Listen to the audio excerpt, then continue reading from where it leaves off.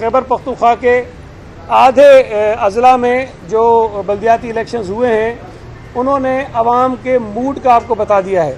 और ये वो खैबर पख्तूनख्वा है जो पीटीआई का गढ़ था, ये वो खैबर पख्तूनख्वा है जहाँ पीटीआई ने जन्म लिया, वो खैबर पख्तूनख्वा है जहाँ पीटीआई ने बाकी तमाम जमातों को एक तरह से फारिग कर दिया था।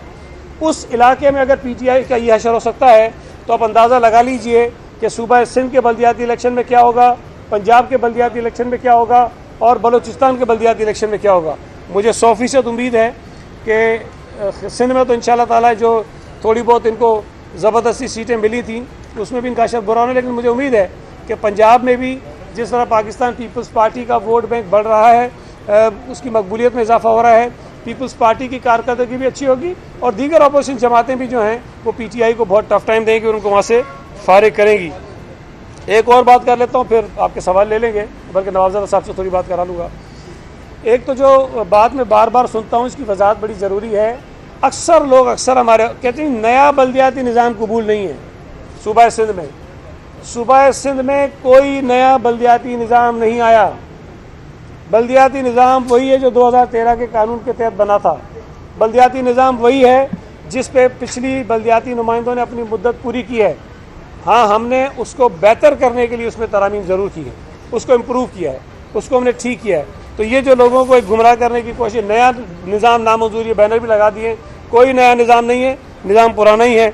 एक और चीज़ के महंगाई जो है वो बहुत ज़्यादा बढ़ गई है, बिजली की कीमतें फिर बढ़ाने की बात हो रही है, गैस का बहरान पूरे मुल्क में होगा, लेकिन कराची में लोगों के ऊपर जो इस वक्त मुसीबत टूटी हुई है गैस के बहरान की वजह से, उसको आप सब भुगत रहे होंगे। और एमक्यूएम जो है इस पर बात नहीं कर रही है।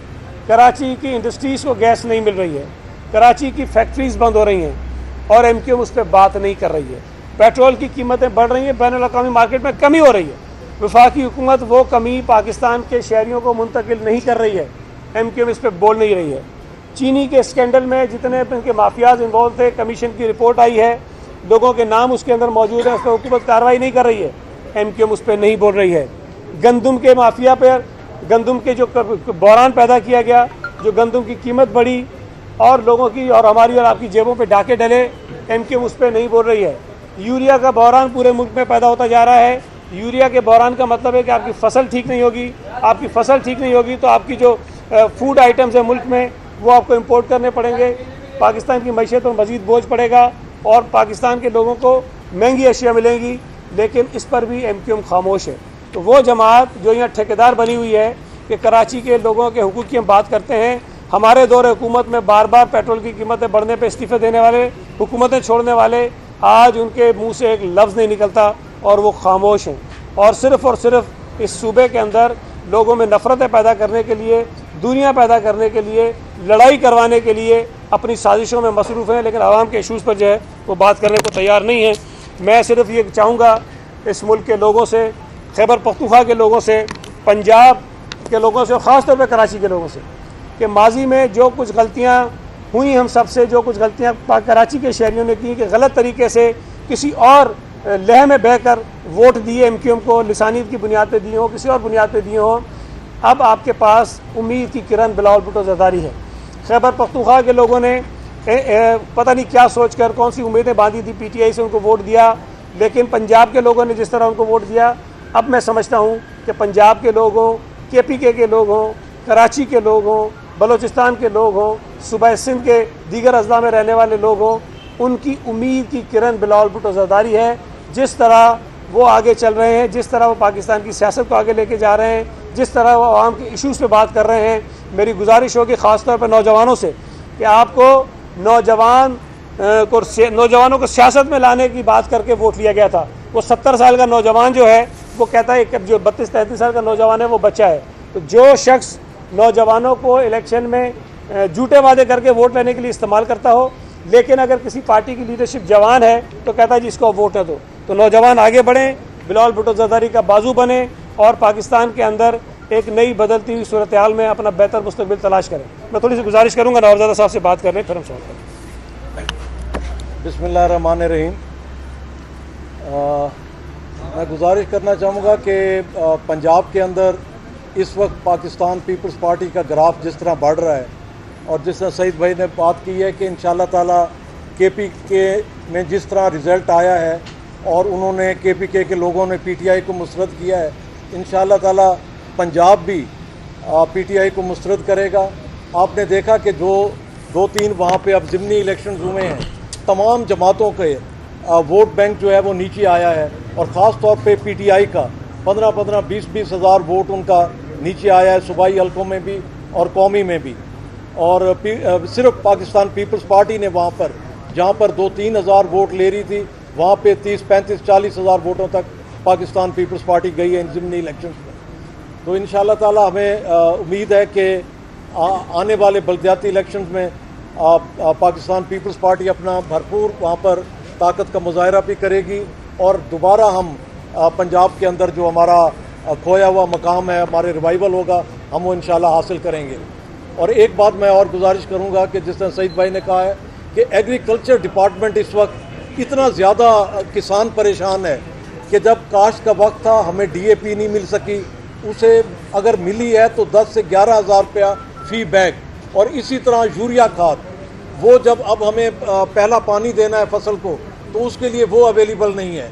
और इस सूरत में जब औसत नहीं होगी, हमारा काश्तकार जो है वो 1800-1900 रुपये फ़ी 40 किलोग्राम किस तरीके से गवर्नमेंट को या सरकारी गोदाम में गंदम देगा, जबकि उसकी अपनी लागत अपनी काश्त भी नहीं आ रही होगी। तो इस वक्त जो हमारा मुल्क ज़राअत पे 70% ज़राअत पर मुश्तमिल है, इकॉनमी इसकी, उसकी हालत ये है कि इन्होंने तबाह करके रख दिया है।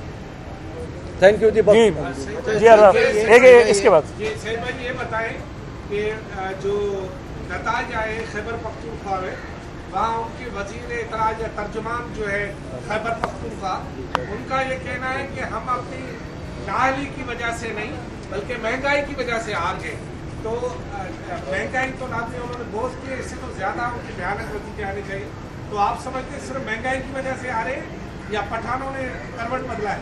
सहीद भाई इसी में ऐड कर लीजिएगा। वज़ीर आज़म कहते हैं कि जो पहले मरहले में बल्दियाती इलेक्शन में हमने बहुत सारी गलतियाँ की हैं, क्या सिर्फ यही गलतियाँ हैं या नहीं? उसने एक और भी बात की, उसने कहा अगले में मैं खुद देखूंगा, अगले में खुद देखूंगा। देखें एक सेकंड ज़रा, पहली बात जो आपने कही है ना, वैसे इत्तफाक है जी कि कल ही खैबर पख्तूनख्वा की असम्बली ने शौकत तरीन को सेनेटर मुंतखब किया है, और इसलिए मुंतखब किया है कि शायद उनको वो वज़ीर बनाएंगे ख़जाना का। और कुछ अर्सा पहले आपको याद होगा कि जो हफीज़ शेख साहब थे वो भी वज़ीर थे और उनको भी सेनेट का टिकट दिया गया कि कौमी असम्बली से वो इस्लामाबाद से सेनेटर बने और उसके बाद उनको दोबारा आगे कंटिन्यू करें।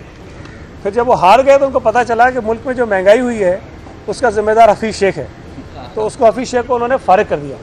तो ये मुझे डर लग रहा है, सच्ची बात है। मैं जितना शौकत तरीन को जाता हूँ, बतौर इंसान वो अच्छे आदमी है, लेकिन जहाँ फंस गए हैं ना वो रज़िया गुंडों में फंस गई है। और जो मुझे मुस्तकबिल नज़र आ रहा है, मुझे डर लग रहा है कहते हुए ये, एक मरतबा आप लोगों ने सवाल किया था जो हम्माद अज़हर को बनाया था, तो मुझे पूछा था कि उसको बना दिया, तो मैंने कहा 6 महीने नहीं चलेगा, वो बेचारा 6 दिन भी नहीं चला।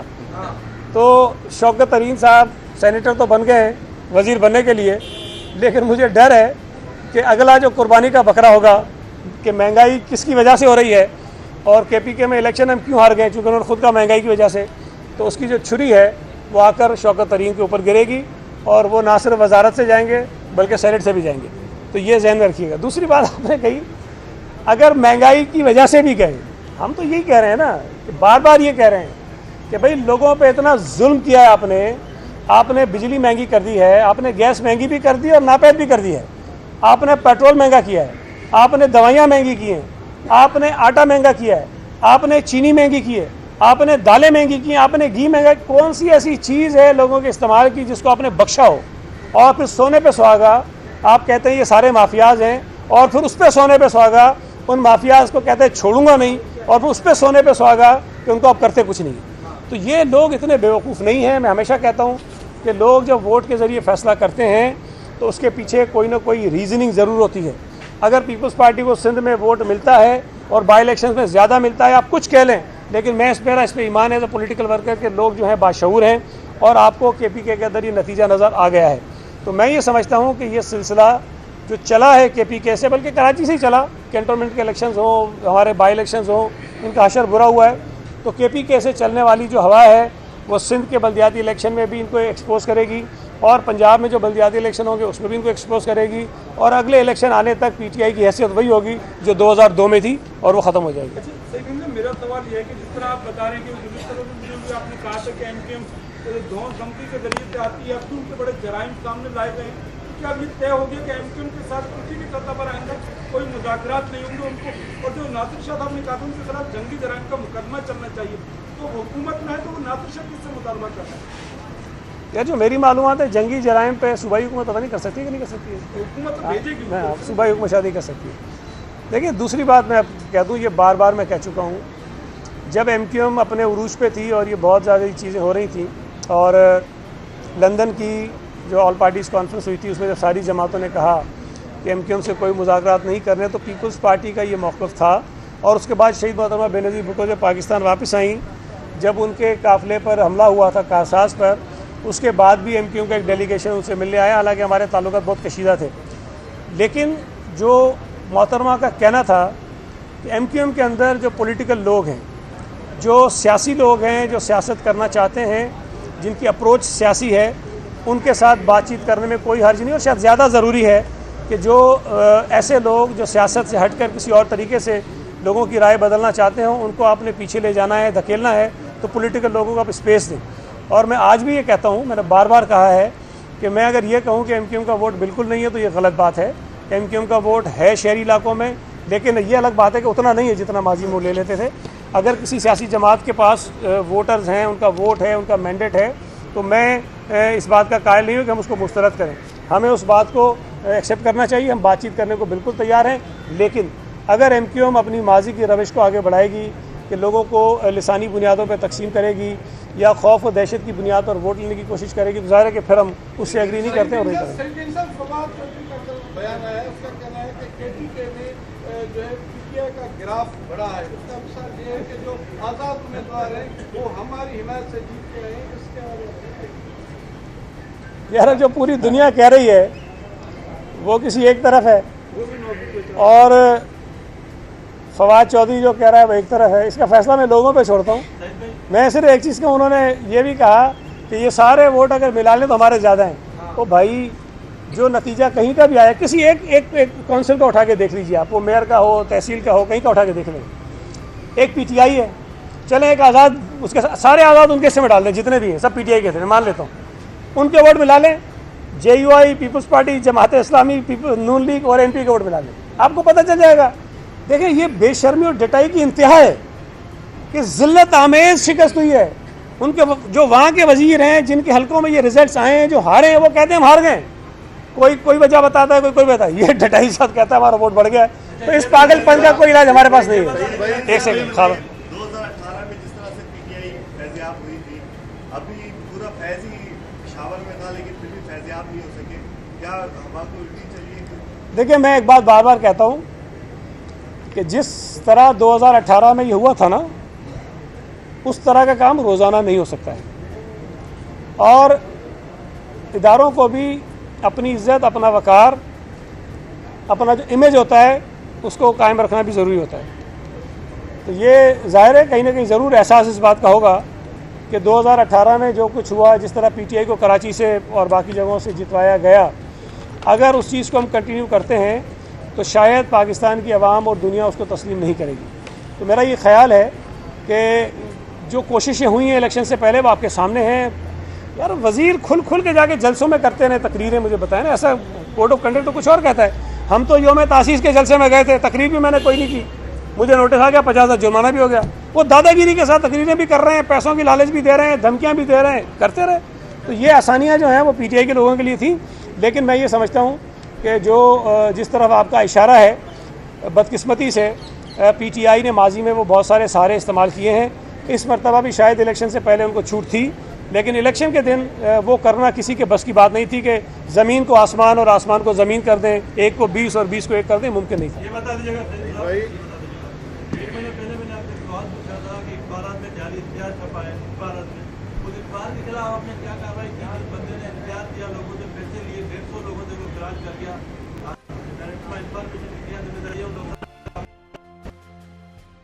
मैंने भी कहा था ये कोई एक इशू नहीं है, इस किस्म के वाक़यात होते हैं। बदकिस्मती से कुछ अखबारात, कुछ इदारे, कुछ हमारे महकमे में लोग कहते हैं, और जब भी ये चीज़ हमारे इल्म में आती है हम उस पर कार्रवाई करते हैं। और ये एक कोई चीज़ नहीं, ये तो शायद एक छोटा सा इशू होगा, लेकिन इससे बड़े बड़े इशूज़ हैं जिस पर हमने कार्रवाइयाँ की और इन चीज़ों को रोका हुआ है। इसकी जब तफसील सारी आ जाएगी, सब फाइनलाइज कर लेंगे, मैं आपको आगाह कर दूँगा। जी सर, ये खान साहब ने कहा है कि अब शिकस्त के बाद जो दूसरा मरहला होगा उसकी मैं खुद निगरानी करूँगा। तो अब तो मेरे ख्याल में आप लोगों को शिकस्त ही होगी। दूसरा, आज फिर गवर्नर से पीएसपी का वफद मिल रहा है, और साहब को क्यों नहीं आपका एक वफद जाके समझाता है कि भाई ये मामला हैं, और दूसरे सूबों से आप कंपैरिजन क्यों नहीं करते अपने हिसाब? देखिए, पहली जो बात आपने कही, अब तक का जो रिकॉर्ड है, नोटिस दिया और कहा कि इसकी निगरानी में खुद बड़ी खुशी हुई। मुझे तो अफसोस हो रहा है कि नहीं की, ताकि ये जो 12-15 पीटीआई के जीते ये भी बेचारे फारिग हो जाते। लेकिन अगले मरहले में अगर वो खुद उनसे गुजारिश करूँगा कि इस्लामाबाद बैठ के पीटीआई की बल्दियाती इलेक्शन जो होने वाले हैं खैबर पख्तूनख्वा में, उसकी निगरानी करें, ताकि अपोजिशन में और बड़ी अच्छी तादाद में जीते, और पीटीआई का जो जनाजा थोड़ा बहुत रह गया है वो भी निकल जाए, और वो इतनी बात कही।